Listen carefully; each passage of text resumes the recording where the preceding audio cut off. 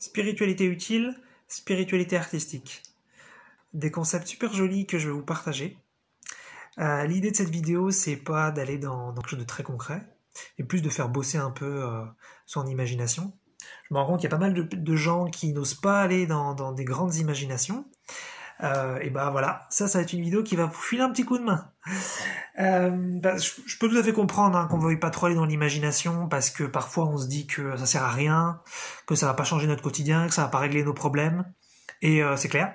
Donc l'idée c'est de pouvoir jongler entre les deux, pour jongler entre le pragmatisme, la lucidité, l'approche de notre quotidien, de ce que certains appellent le réel, bien que ce soit une illusion. Et puis de pas hésiter à aller dans l'imagination, dans les idées un petit peu grandioses, peut-être très abstraites, mais très belles aussi, et qui nous appellent, qui nous touchent, qui nous transcendent, et qui soit seront applicables dans d'autres dimensions, soit seront donc applicables sur Terre le moment venu. Mais voilà, peu importe. Alors, je pense qu'on peut tout à fait avoir une approche donc lucide de l'abstrait ou du potentiellement concret. Donc voilà, une petite vidéo pour s'ouvrir un petit peu à l'imagination. Alors, ce que j'entends par spiritualité utile et spiritualité artistique, c'est donc dans des technologies spirituelles, donc dans la même lignée sur la vidéo que j'avais faite. Et là, quand j'emploie le mot utile, je parle au sens vraiment concret, c'est-à-dire que de toute façon, effectivement, la spiritualité, elle a toujours une utilité, parce que il y a un côté philosophique, il y a un côté d'équilibre interne, de bien-être, donc dans tous les cas, c'est utile. Mais là, je parle vraiment d'utile au sens concret, qui apporte vraiment une modification à notre expérience.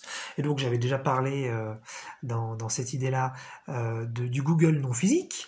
Et puis j'avais aussi parlé de la communication par conscience dans une autre vidéo. Donc voilà, c'est des exemples de spiritualité utile qui permettraient vraiment un changement de notre expérience de tous les jours, qui nous améliorerait vraiment, et qui serait donc en complément avec toutes les autres technologies plus scientifiques. Voilà. Et puis là, je vais vous partager donc une nouvelle idée pour vous, mais pas du tout pour moi, sur les technologies spirituelles utiles. C'est la régénération du corps. Ça, c'est un truc qui me touche beaucoup et qui m'intéresse depuis pas mal de temps. Alors moi, je ne sais pas le faire, je le dis tout de suite, mais il y a des gens sur Terre il y en a peut-être pas beaucoup, et avec des techniques différentes, les uns les autres. C'est pas toujours la même chose qu'on retrouve. Dans des zones du monde différentes, qui sont capables de faire de la régénération du corps, c'est-à-dire des parties de leur corps qui étaient soit malades, soit abîmées, eh bien ils sont en mesure de les résorber, soit partiellement, soit totalement. Et là, on est clairement sur des approches qui sont donc sur l'énergie interne, sur des méthodes spirituelles diverses et variées. On n'est pas du tout sur des approches scientifiques. Voilà. Donc moi, ce qui me plaît beaucoup sur cette idée de régénération du corps, c'est que on devient un petit peu indépendant vis-à-vis de la médecine. Et non pas que je veux aller contre la médecine, pas du tout, mais ce que je trouve dommage avec la médecine en Occident, c'est qu'on en est vachement dépendant. Ça veut dire que si on a un problème avec notre corps, la seule chose qu'on doit faire, c'est soit attendre qu'il se répare un peu tout seul, ou alors aller voir un médecin, aller voir un spécialiste, aller dans un hôpital pour se faire aider. Et c'est super que ça existe, attention.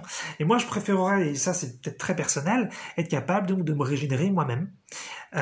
Voilà, ou alors à la limite complémenter, voilà, peut-être sur des sujets me régénérer, et puis des sujets éventuellement me servir de la médecine. Voilà, donc ça c'est quelque chose, peut-être je ferai une vidéo là-dessus, je sais pas, mais il y a plein de pistes, il existe déjà pas mal de méthodes, il y a plein de trucs, il y en a qui fonctionnent mieux que d'autres, il y en a qui voilà, il faut une certaine sensibilité pour les apprécier, mais en tous les cas des choses existent. J'ai pas trouvé moi personnellement quelque chose qui me convient, c'est pour ça que je ne sais pas le faire, mais il y a des choses qui existent et il y a vraiment moyen d'apporter une nouvelle approche sur la santé, sur le corps, qui viendrait donc voilà, complémenter la médecine et nous filer vraiment un vrai plus en tant qu'humanité. Donc une vraie spiritualité utile, une vraie technologie spirituelle. Donc maintenant je vais parler de la partie artistique. Ça, c'est quelque chose dont j'avais pas parlé jusqu'ici, et je crois d'ailleurs que ça, j'en ai entendu parler nulle part. C'est-à-dire que les technologies spirituelles utiles, on peut en entendre parler à droite à gauche si on fait de la recherche un peu pointue, mais la spiritualité artistique, je pense que là, je suis arrivé un cran encore au-dessus dans l'imagination, ce qui fait qu'il n'y a plus personne qui pense à ça. Parce que là, on arrive vraiment dans l'inutilité, quoi. Donc, aller dans l'imagination pour vraiment l'inutilité même, c'est un plaisir personnel. Mais voilà, ça permet toujours d'aller plus loin, j'aime bien. Et donc là, par définition, si on fait de l'art avec des capacités psychiques, avec des technologies spirituelles, avec donc de la spiritualité artistique, ben là, bien sûr, on est dans l'inutilité concrète pour le quotidien, mais on est dans une utilité émotionnelle, dans une utilité de transcendance personnelle. Et puis voilà, c'est aussi l'occasion d'exprimer une énorme créativité interne, se faire des plaisirs monstres. Et un truc moi qui me touche depuis longtemps et qui m'appelle d'ailleurs et qui m'appelle depuis plusieurs années, c'était pas quelque chose sur lequel j'étais branché forcément, mais ça m'appelle beaucoup, donc je vais vous le partager. C'est l'idée de la psychokinésie artistique. Alors la psychokinésie, j'en avais parlé dans la vidéo sur les capacités psychiques, une vidéo très très longue, donc faut être motivé. Mais c'est tout simplement l'idée que c'est l'idée de faire bouger des objets à distance par l'énergie interne. Donc voilà une idée assez connue dans le monde du cinéma. Et là, donc la psychokinésie artistique, ce serait de faire des chorégraphies sur de la musique, de faire bouger des objets d'une certaine façon, voilà, en rythme. Et moi, plus spécifiquement, ce qui m'appelle depuis longtemps, c'est les fontaines et les points d'eau, faire bouger l'eau de ces zones d'une certaine façon, en rythme avec de la musique, et donc avec de la psychokinésie. Voilà, quelque chose qui m'appelle grave. Alors ça semble peut-être très très abstrait, et peut-être un peu grandiose, mais pas de souci, on peut être très lucide sur le fait que ce qu'on peut y arriver, soit pas du tout, soit un peu, voilà, il y a pas de souci. Mais voilà, c'est des idées comme ça pour développer l'imagination sur ce qu'on peut faire en spiritualité, le moment venu, voilà, ou dans une autre dimension de toute façon. Moi je sais que ça c'est un truc qui m'appelle, donc si je le fais pas sur Terre, aucun problème, je le ferai dans une autre dimension de toute façon. Donc c'est toujours aussi intéressant de développer l'imagination pour plus tard. Et puis une autre idée de spiritualité artistique sympathique, c'est l'idée de la danse par synchronisation ou chant par synchronisation. Et ce que j'entends par là, c'est ce que font les groupes d'oiseaux en l'air, et puis sinon les bancs de poissons dans la mer. Alors, des phénomènes qu'on a déjà peut-être plus ou moins tous vus, parfois, donc en l'air les oiseaux ou dans la mer des bancs de poissons, ce qu'ils font, il y a un phénomène d'unité, leur conscience se connecte à un certain niveau. Ça doit être expliqué d'ailleurs ça d'un point de vue un peu scientifique, ou je suis même pas sûr d'ailleurs, je crois que ce soit expliqué scientifiquement ça.